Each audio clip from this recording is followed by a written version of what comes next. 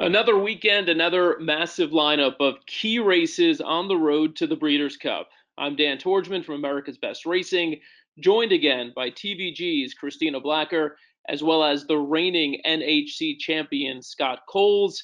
Using Stats Racelines, we're going to be taking a closer look at a number of those Breeders' Cup in races on tap for this weekend, a dozen of them, starting with a couple of key preps at Keeneland on Friday. Let's kick it off with Christina. Keeneland is the place to be this weekend. That's where you're headed, and you've been there before for Fall Stars. What have you learned about handicapping some of these races, in particular at Keeneland on this weekend? I think a couple things that I've learned just over the years is even though, technically we are in the final round of the prep season here, as we're all looking to the Breeders' Cup, nobody really uses these races significantly as prep. Everybody comes to Keeneland to win. Oftentimes you're running for $500,000, $750,000 and upwards. So I think the connections are really treating these as goals as well. And sometimes where you can kind of handicap that into factor into that into your handicapping with other prep races. I don't think you can do that as much at Keeneland because it really is one of the premier racing venues in our country. And I think also I've just learned to kind of watch the early portion of the card and see if there's any kind of a bias. We think back to, years ago, there was often a speed bias at Keeneland on the main track. And so I think you have to kind of pay attention to that in the early portion of the card. All the stakes are usually backloaded, so you have an idea and an opportunity to follow those trends before you really get to the big stakes races.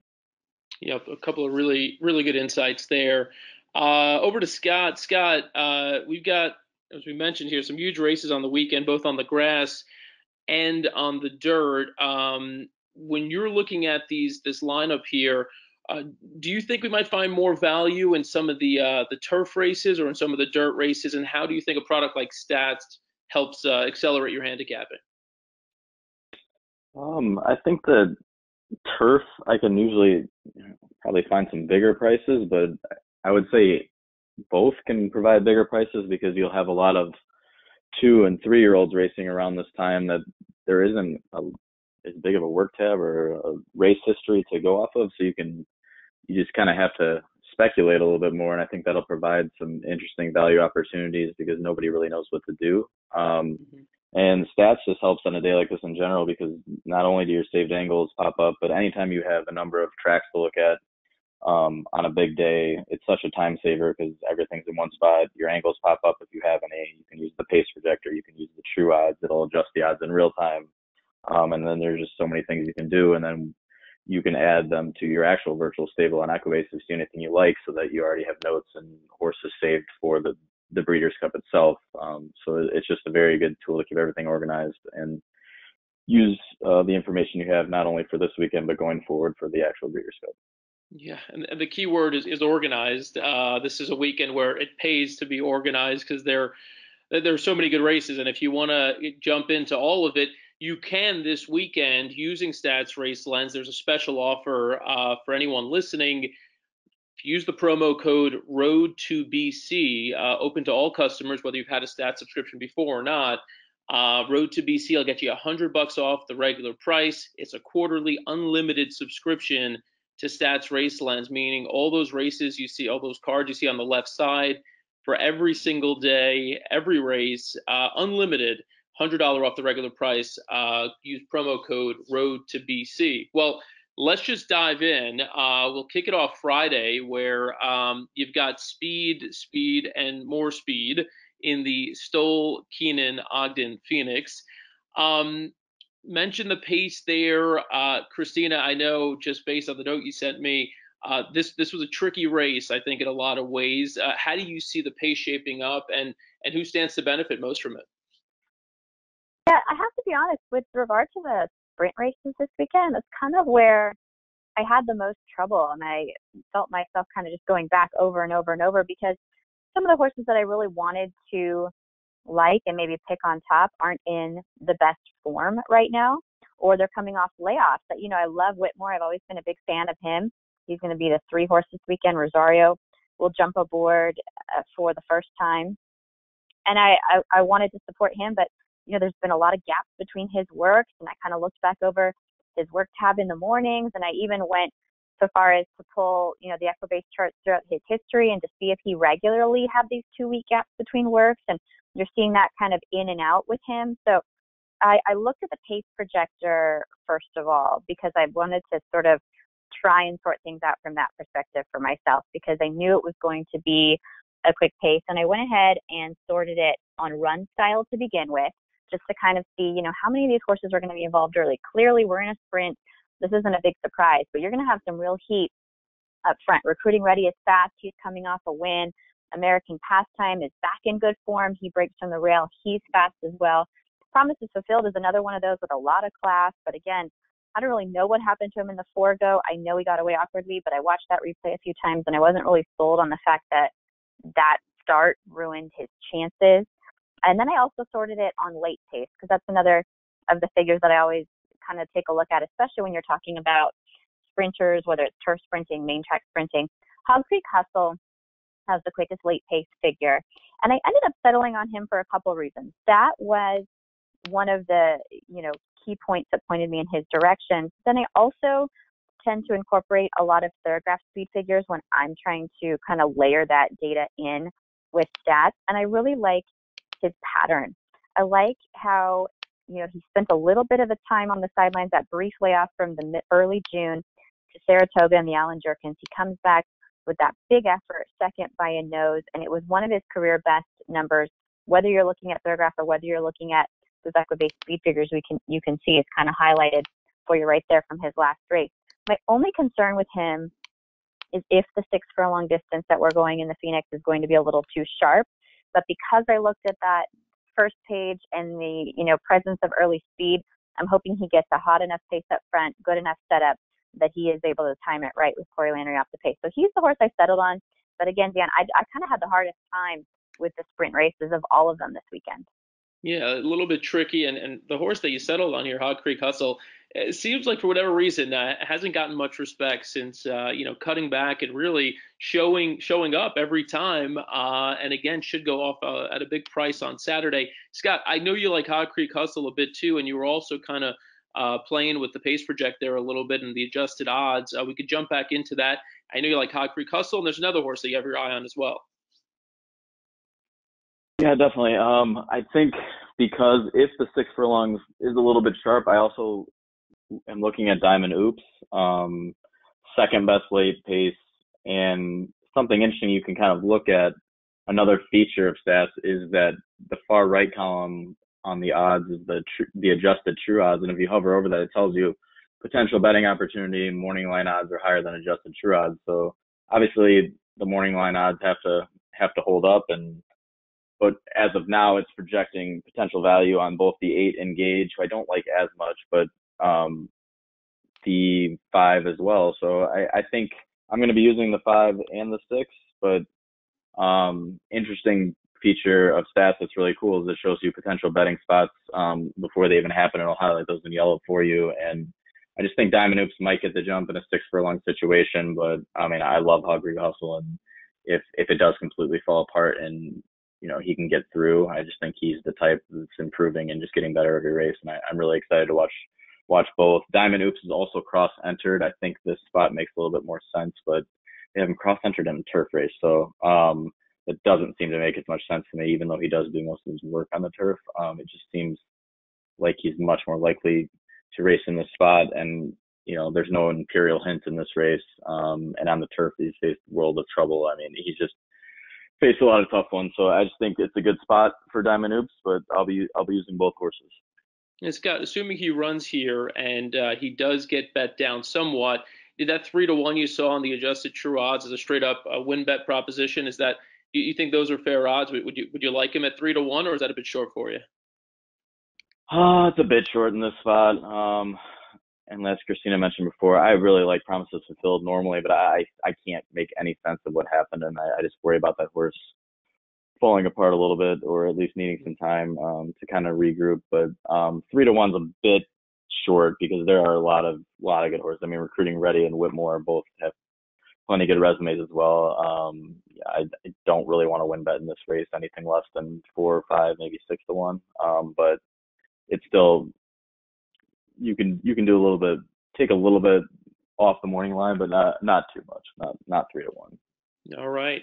Let's move on to the big Grade 1 race on Friday. It's the Darlie Alcibiades. We've got 11 two-year-old fillies going a mile and a 16th for the first time.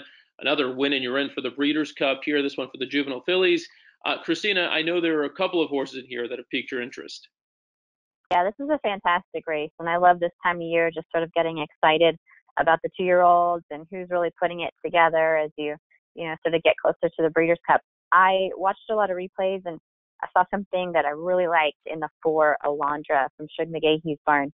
First of all, I think we all know that Shug is not really one of those that cranks horses up first time out. He doesn't win very often in that circumstance. So right away, it jumped off the page to me just to know that this barn had this filly ready first time out. So let's take a look at her replay, because that's one of the things I think is very easy on stats, is to go ahead and pull those replays up. And really, if you just look kind of from the quarter pole home, one thing that was also kind of intriguing is she's a daughter of Blame out of an AP&D mare, and she is quick. She was fast on her feet. She was able to make the early lead. Again, not something that you would expect from this barn. And she'll end up being kind of confronted as they turn for home here. And not only did she have that early natural high cruising speed, but she also showed a whole lot of determination and tenacity. And I just love her stride. She has a big, long stride. We know from her pedigree that it doesn't look like it's going to be any problem for her to stretch out to the 2 turns at the mile and 16th distance. And just watch her kind of grit and determination and fight along the inside there. So this is going to be the filly that I'll end up putting on top. I think there's a lot of reasons to like plenty of them in here, but I just saw something from this replay that you don't see very often from a 2-year-old, and you especially don't see from Shug McGahee's barn. She's out of a Grade 3 stakes winning mare, so the breeding is there, top and bottom. And she also has a pretty good late pace figure also. I looked at the True Odds page just to kind of confirm that. But the stat that really jumped out at me, and you can look there too and see as far as our run style goes, we probably will have a bit of speed in this race. A stat that really jumped out at me that I can't really ignore, and so I think a horse that you're going to have to use on any of your tickets or any of your, pick 4s, pick 5s, is with regard to British Idiom, the 6th in here for Brad Cox. We know that he is very high percentage in a lot of circumstances, but when it comes to 3-year-olds making their second start, and that was what I kind of filtered here, he's up there at 31%. This filly is the daughter of Flashback. She's out of a Mr. Sakaguchi mare. I loved looking at her replay because she kind of skipped home. She looked like she was just so happy and comfortable out there at Saratoga on August the 15th. She was 3.5 lengths clear. And again, there's those numbers for Brad Cox. It's just too hard or too glaring to ignore, I should say. She also gets LASIK for the first time today. But with her and as the daughter of Flashback, that's one thing, Dan, that I do have a little bit of concern about, is getting the distance and being, ready at this mile on the 16th. So I settled with Alondra on top, but the numbers on British Idiom, she's going to be one that I sort of defensively use on all of my tickets. I was also a little bit intrigued by Western Taffy. She's going to be from an outside post. Daughter of Candy Ride. He's 19% with 2-year-olds attempting the route for the first time. And she comes out of a pretty live race where you saw a couple of those horses come back to run pretty well at Woodbine last weekend, whether it be on the turf. So she tries the main track for the first time, maybe another, a little bit of a long shot price, but ultimately Alondra for Shug will be on top for me. All right. I'm glad you mentioned Western Taffy there. That's one that I like. I'll circle back to in a moment. Also has that really good, dirt pedigree going long first route, especially for Candy Ride. And I agree with you on British Idiom as well. The one thing that's interesting, though, in poking around Stats Raceland, you sometimes find angles or you run a search that yields info that confirms your handicapping suspicion. So you might like a horse and you say, oh, look, these stats are great. Perfect. I'm going to bet this horse. But sometimes the data you pull up is negative, and I think that's also helpful. And I want to give an example here. We'll start with 3D Flag, who is trained by Steve Asmussen. And if we go and run a search in there for Steve Asmussen over the past 5 years, we have this one saved here. All stakes races, and using today's track in particular. Again, certain times of the year, certain trainers have their horses ready to run. And who has their horses ready to run in stakes races at Keeneland? This is a surprising number I found here on Steve Asmussen. 43 starts, only 1 win in stakes races at Keeneland. extremely low. I was very surprised about that. And, again, you think about, Asmussen doing really well, at Oaklawn in the spring, and, kind of doing well, as the year goes on, even into Saratoga, but a pretty steep drop off here, specifically at Keeneland. So this is a negative search. And, if you look at the only win there, it was a win on the turf, back last year. So, that's a negative search that I ran. And the same goes for Wesley Ward. He trains Sequin. Everyone knows he does well with 2-year-olds. He usually runs his best at Keeneland. But how about this? As we look at this specific trainer search for Wesley Ward, the past 5 years in dirt routes, so routes specifically, all stakes races using today's track. Again, so rather than a sprint at Keeneland, we're looking at going long at Keeneland. In routes, in stakes races specifically, 0 for 6, and you look at those numbers there. His best finish, the best horse's best finish was finishing 5th in a couple of those races. So again, going short, sprinting, younger horses, maybe going long in stakes races at Keeneland, not the recipe for Wesley Ward, at least from that small sample. And now you contrast that with what Mark Casse has done. So he brings in Perfect Alibi, a 3-time winner already, coming off a victory in the Spinaway. He also has Western Taffy, who we mentioned a moment ago. So you do a similar search for trainer Mark Casse, which we have saved as well, looking at the past 5 years, all stakes races using today's track. Again, performance at Keeneland in stakes races, and the numbers a lot better. 21% win percentage, 36% in the money, and a positive ROI as well.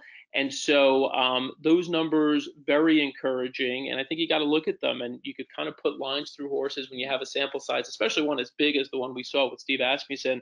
And then as it relates to Wesley Ward, Ward horses take money at Keeneland, and that gives you a little bit of insight why you might want to stay away from this one.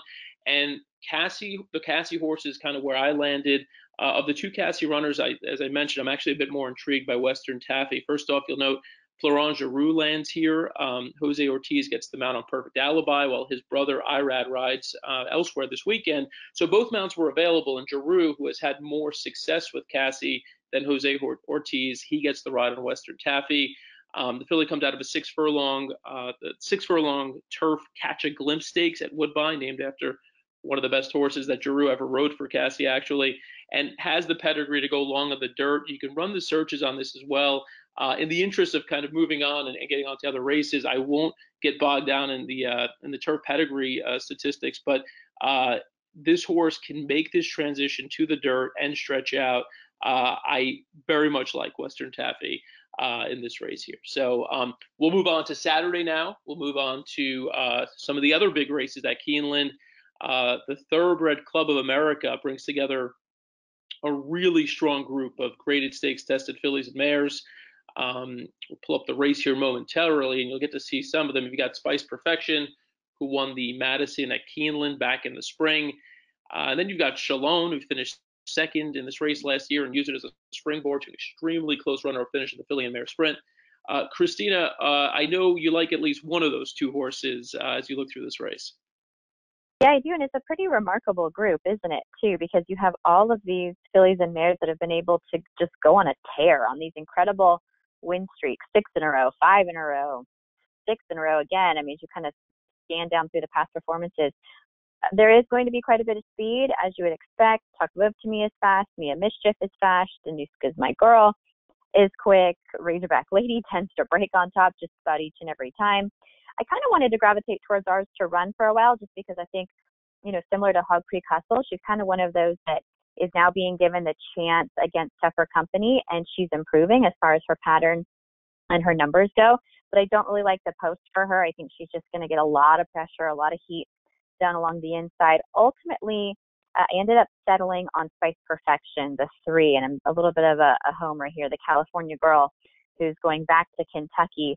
I thought she had enough of an excuse in her last race in the Jimena Distaff. She bobbled a little bit and then kind of rushed up along the inside, and that's just never an easy way to win a race, and especially when you're running into Marley's Freedom and Mia Mischief at the grade 1 level. that's a tough position to be in. So I gave her an excuse for sort of the poor fourth place effort in the Humanities staff.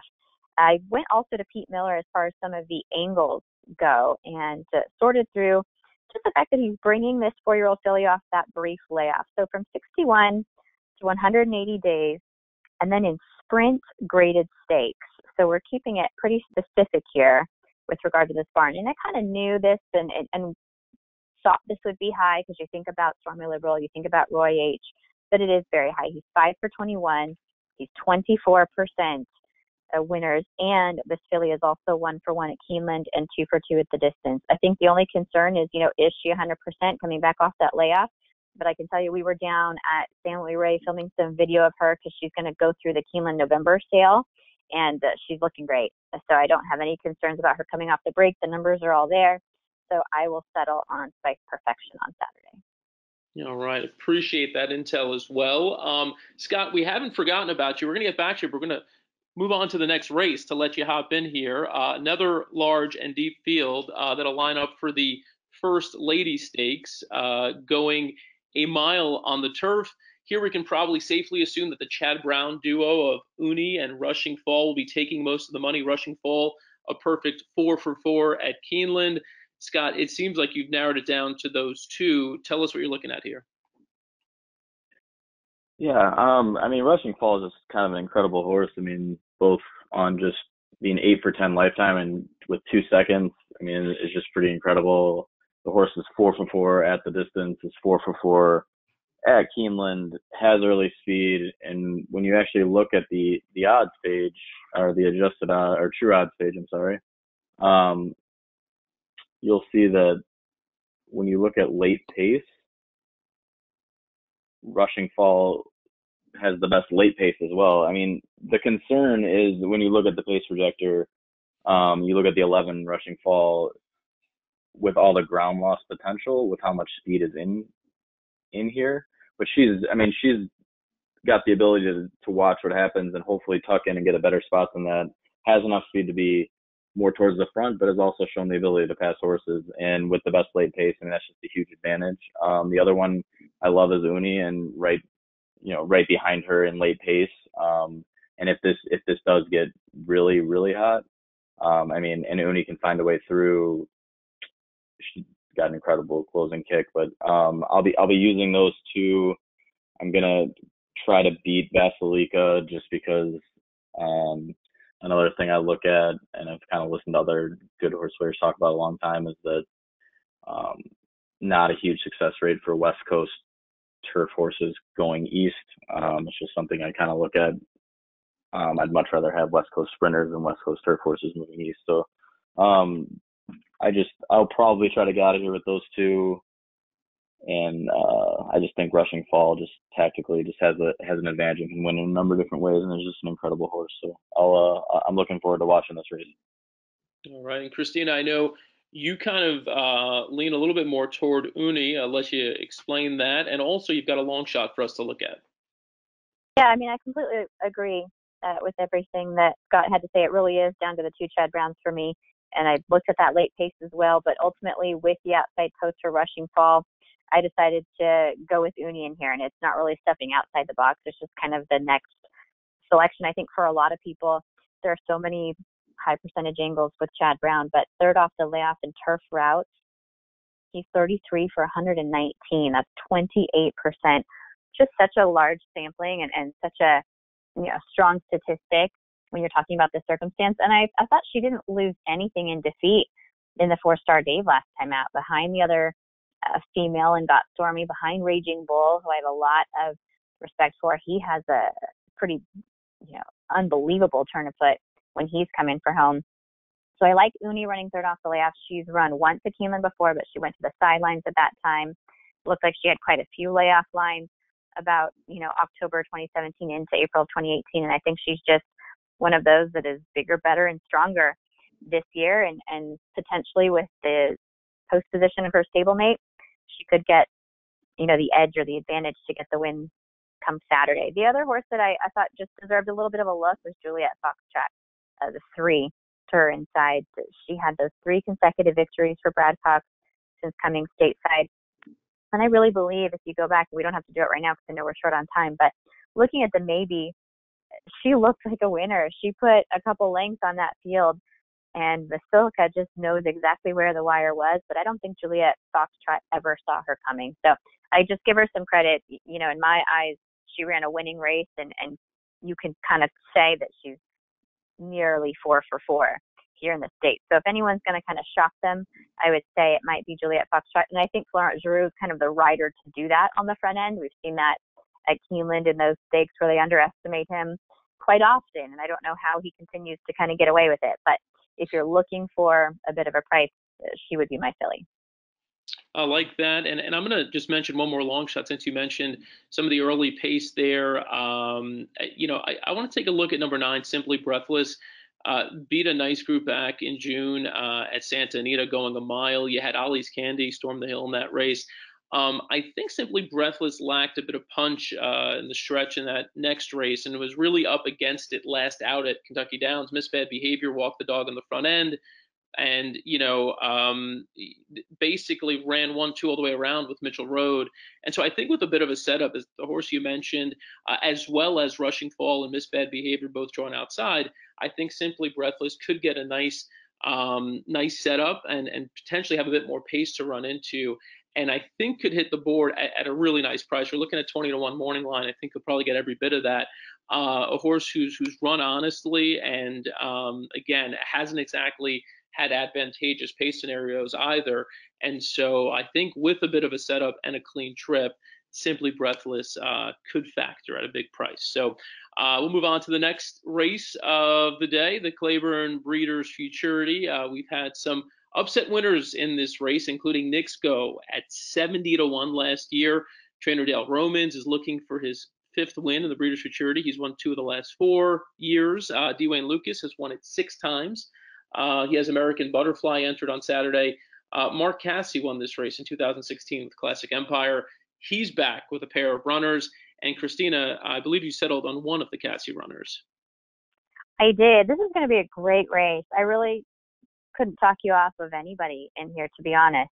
And my concern with Governor Morris, who I think might be the favorite to the 10 at post time, is just that he debuted over that sloppy track. So can we really trust that big number and that big equibase speed figure that he earned in that particular race? Because he looked like he was relishing it out there.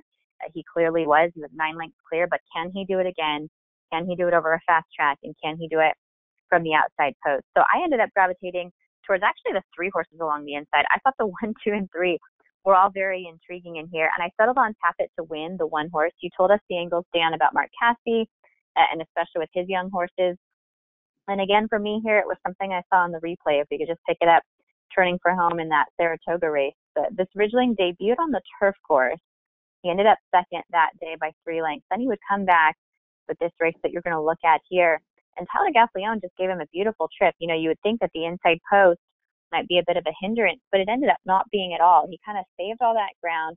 He was behind a runner at one point, but then this horse showed some boldness, some tenacity. He shot right through that spot along the rail, and he's going to go ahead and kick clear by 3.5 lengths for Live Oak Plantation. I'm hoping that Gaffalione can kind of work out the same type of trip, because I think that these horses are all so good that it might come down to saving a little bit of ground and just getting the best trip. So Tap It to Win will be the horse that I pick on top. His works have looked good since that race. He has all the pedigree to go on with it at the mile 16th. He's Tap It out of Medalla d'Oro mare. But then the angle that jumped out to me, and this is one that I use all the time, and it's one of those that just kind of pops up, is with regard to Street Sense Offspring in their first attempt dirt routing. And this applies to 2 horses, the 3 Life on the Road, and then also Maxfield, the 6. Now, I know he went a mile in his debut, but it was the 1-turn mile at Churchill. So you are getting the 2 turns for Maxfield in this particular effort. And so Street Sense, 23% with horses trying that dirt route for the very first time.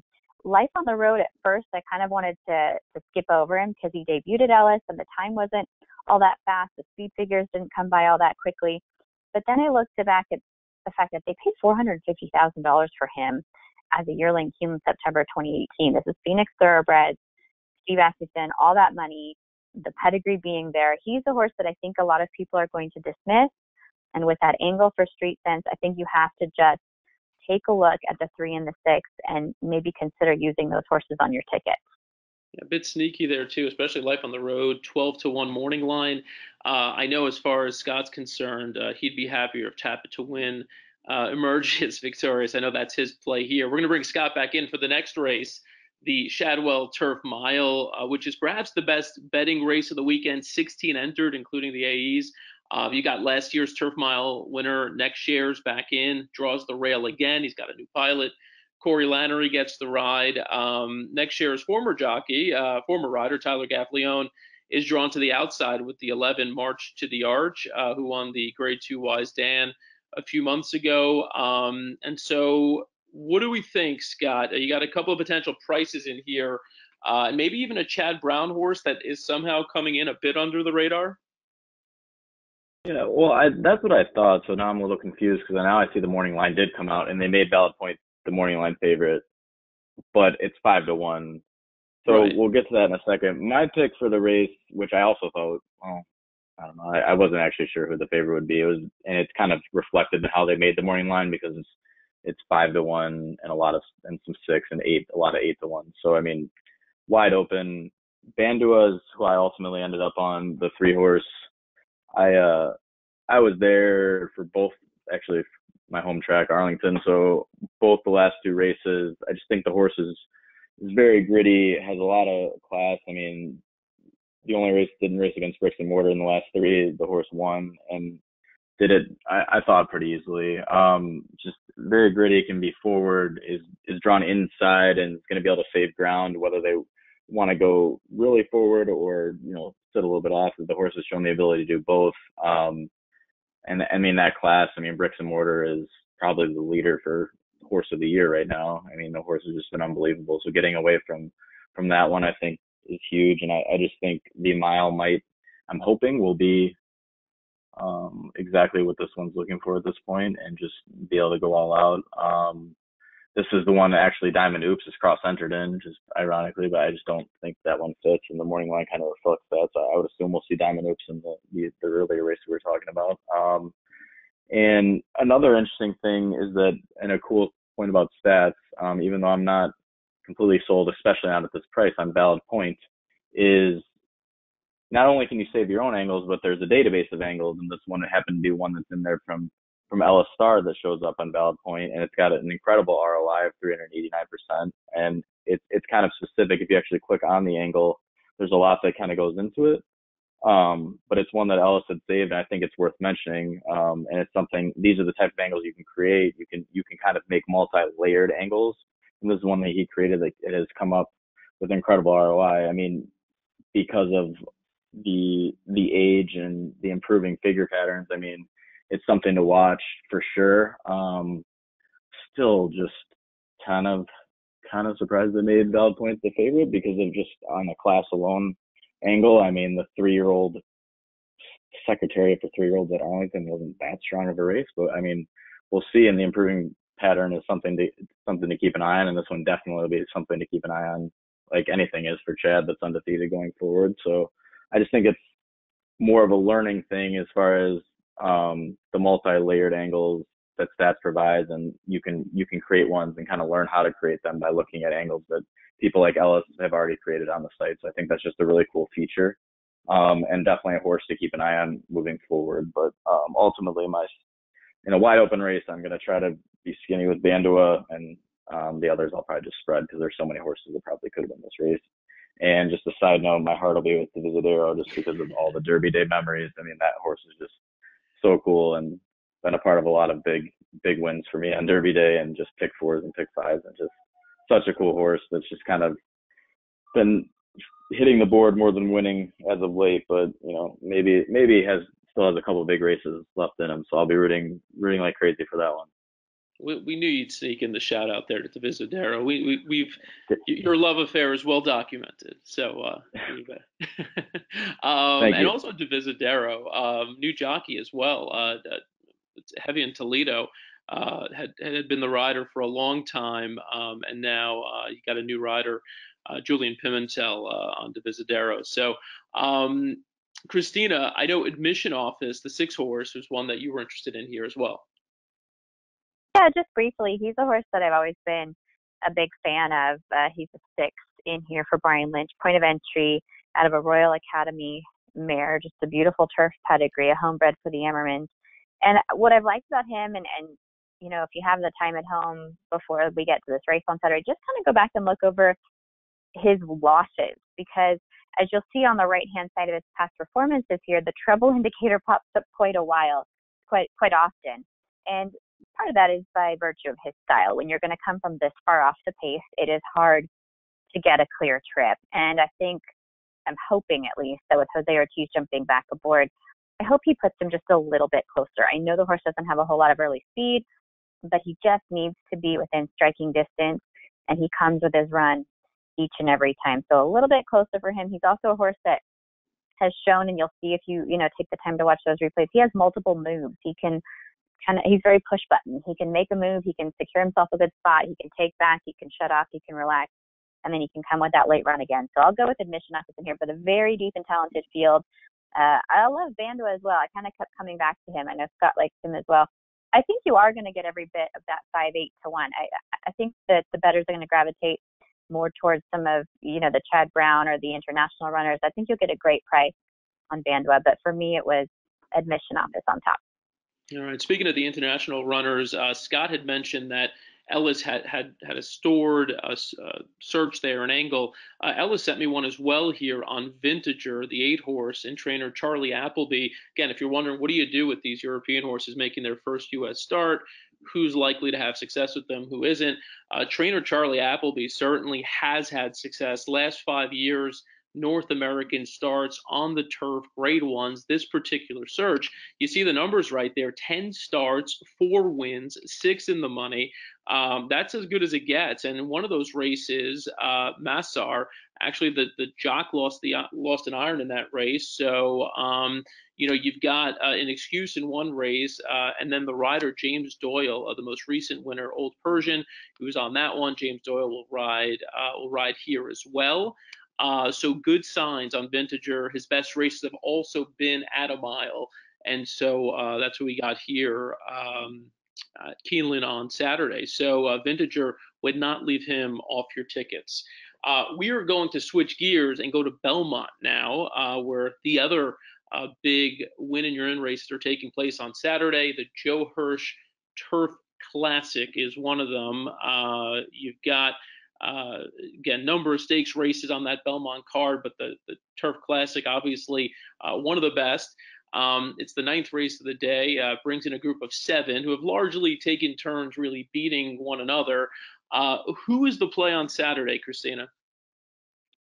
Another tough race, because, these horses tend to just kind of trade punches, don't they? They show up each and every time. The distance isn't a question for anybody. In the end, I settled on Sadler's Joy in here. My husband worked for Tom Arbitrani for a while before taking out his own license, and I know the way Tom trains, and I know the way he kind of brings horses back, whether it's to debut or whether it's coming off of a layoff, and he just kind of lets them lead the way. He doesn't really push horses to be ready and cranked up as they get back, to the races. And I thought that Sadler's Joy kind of ran the race of his life in the Breeders' Cup Turf last year at Churchill. He was 3rd behind Enable and Magical, and that was a huge effort. Now, we didn't see him until the Bowling Green, and you'll see a little treble indicator there. This was a horrendous trip for Sadler's Joy. He was 6th, but by only a length and a quarter, and he really did not get the chance to run at all. I don't even know how he ended up with the margin of defeat being that narrow in this race. You can kind of pick it up, and it's almost hard to find him, because as they turn for home, they're all kind of bunched together, and it's kind of reflective, as I said, of this group and this Class C kind of division. Channel Cat there, yeah, Primo, Arklow, they're all making their run, but then kind of buried down along the inside and desperately looking for a spot with Castellano was Sadler's Joy, and he just, for whatever reason, couldn't find a seam. And that's kind of how it goes when you're trying to save ground on the turf course. You live by the sword, you die by the sword. You either get through and you're a hero, or you end up in this kind of circumstance and you're completely buried and stuck. So let's see if we can kind of pick him up there. He's sort of in the blue and the gold silks, and right there he's just trying to get to the hedge, see if he can make his move, sort of get stopped again. He's still at this point behind about 9 or 10 horses, kind of sees a little bit of daylight. There he is again. He's going to try to make up a little ground, and it wasn't really until inside the 16th pole that he had any kind of clear run. And there he is crossing the wire 6. He came back with a second place effort by a neck to Annals of Time, another horse that I really respect. And so I think third off the layoff, Sadler's Joy is sitting on a very big race this weekend, just because, as I say, Albertoni doesn't push them. You saw a credible race in the Bowling Green, albeit with the trouble, a big effort in the Sword Dancer. And I think he's sitting on a big one for this race on Saturday. Yeah, Scott and I think both agree there. Scott also likes the one horse Zulu Alpha. I know some of it's based on the late pace ratings. We want to go to the True Odds page. Scott, what did you see here? Yeah, I agree with everything Christina just said, and I think a 7-horse field is going to really set up a lot better for Sadler's Joy being outside and just a lot less room to get in trouble. These 6 all faced off that day, and the only one you're adding is a pace horse in Cross Border that is just going to help Sadler's Joy with adding, more pace to the front. But Zulu Alpha has the best Equibase late pace rating and is going to be able to save all the ground on the inside. I don't think Zulu Alpha had the best trip in that race either, and is just one that you can consider at a price. I mean, I'll be using Sadler's Joy more, but I think Zulu Alpha is something interesting with the late pace, with the added cross border, and just someone who could save the ground. If somehow Sadler's Joy finds trouble in a 7-horse field as well, then I mean Zulu Alpha could be the one that gets the trip and just kind of sneaks through there. So those will be the 2 that I'm looking at with the added pace of cross border in this race. All right, and I'd also take a quick look at Ya Primo. If you remember when we did our Traverse Stakes show, I told you that I didn't love Ya Primo at a short price there because I'm always leery of regression in horses who run huge first-time stateside, first-time Lasix. But the flip side of that is that you can often expect an improved effort in that third start. And Ya Primo fits that profile. I think could run a much bigger race. This will be the first time he doesn't go off at a really short price. And so Ya Primo was one I would take a look at there. 2 more races I want to get to in the next 2 minutes, which means we've got about a minute each to just kind of give a quick selection here. We could before hopping over. Well, we could stay at Santonia. That's fine. Let's go with the Santonia Sprint Championship. It's the return of Chancelot, and you've also got the return of Omaha Beach, who's been off for a while. Christina, is it between those 2, or you see anybody else factor in there? Yeah, I think it is between those 2. A lot of respect for Omaha Beach. I'm going to go with Chancelot in the end, because even though I think it looks on paper like he bounced in a bad way in the Alan Jerkins, when you go back and kind of look at the replay, he fought on, he battled, he was only defeated ahead, so I didn't really hold much against him for that. And Hog Creek Hustle was second there. You'll get the opportunity to watch him at Keeneland, and maybe that helps you kind of make your decision whether or not you want to go ahead and support Chancelot. For Omaha Beach, and you pointed out at one of these angles that kind of led you away from a horse earlier, Dan, with Richard Mandela coming back in these circumstances, 61 to 180 days in sprints, all stakes races. He's actually 0 for 13. And I think when you factor that in to the fact that this was kind of the backup plan, they planned to go to the ACAX and his work got messed up. They decided to wait for this particular race. All of the ins and outs of the barn and training from the throat surgery.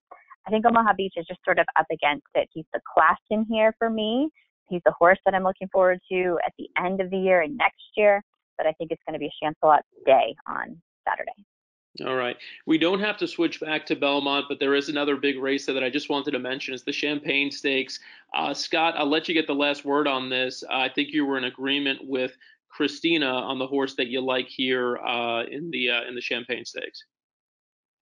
Yeah, I just think Green Light Go has been ultra impressive. I encourage everyone to watch the replay when you have time. I just think it's been geared down, and I think also Christina made some interesting points about how that barn usually kind of works them slow, unless if they're going to do it like that, they're going to do it all on their own. So I just think Green Light Go's got a very high ceiling and could easily improve, and that'll be awfully tough for this field that day. So that's the one I'm looking most forward to watching. All right, very good. Dan, I saw some. Oh yeah, go ahead. Jump in. I saw some interviews with Jimmy Jerkins kind of talking about this horse, and he kept going back and comparing him to Quality Road. Wow. And that to me was like, okay, sold. This horse is leading him. He's got that big, long, leggy stride. And as Scott says, the ceiling is very high for Green Light Go. Yeah, I mean, you look at the Champagne over the years, the past winners, classic winners like Easy Goer, Sea Hero, Birdstone, Union Rags.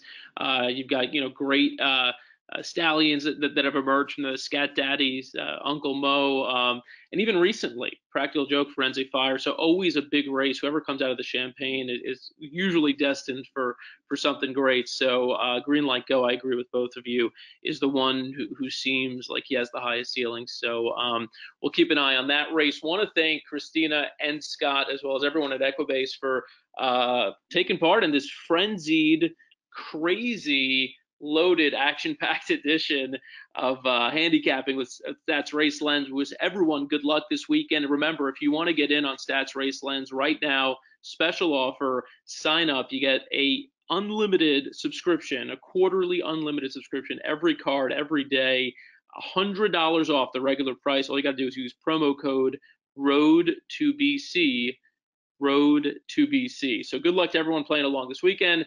Thanks again for everyone who participated. We'll see you next time.